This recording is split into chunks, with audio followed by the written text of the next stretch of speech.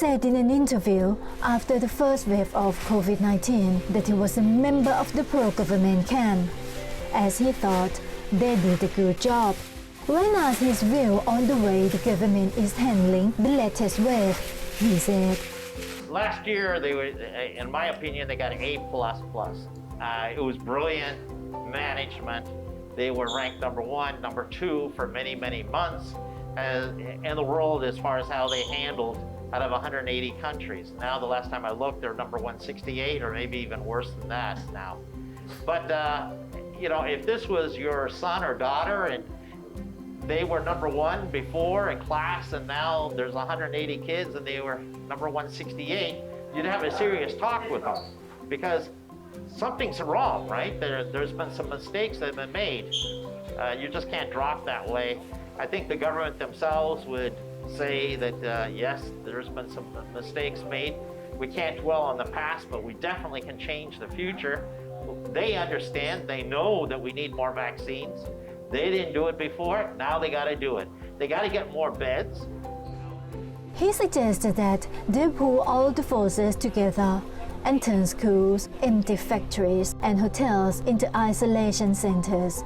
A shortage of medical personnel is, however, also a big problem.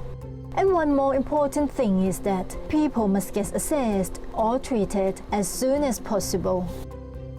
So, the COVID, if you look at the stats, 40% of them die within 6 days of after they've gotten diagnosed with it, right? Because it goes straight to the lungs. The bottleneck is so big that when the person gets the actual bed, that's why the people are calling up and begging for oxygen because it's gone into their lungs, they need to breathe.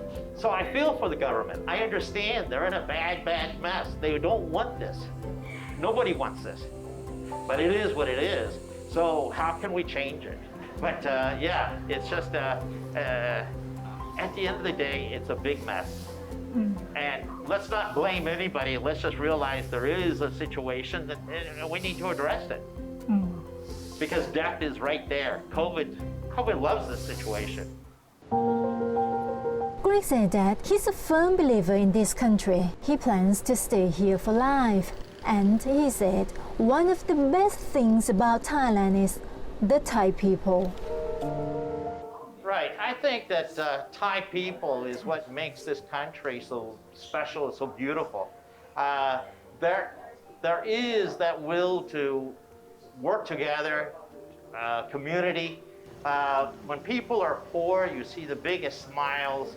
They don't take it to heart. They don't begrudge their situation. They try to improve their life, and they're happy. And you don't see that in other parts of the world. Another thing that you'll see, and a lot of times people will be very surprised about this, if I dropped 1,000 baht out of my pocket, I would say 90 times out of 100, someone would say, "Mister, you dropped the money." If I did that almost anywhere else in the world, it would not be 90 out of 100, it might be 20 out of 100. So Thai people at heart are pretty honest. And I think that the Thais would be very surprised to even hear that someone would say that, but they are. It's just the country has a lot going for it. There are things that we wish that were better, that for sure it could be better. But overall, to get ahead in life and business, the opportunity is there. Thailand's been very good to me, so I want to give back as well.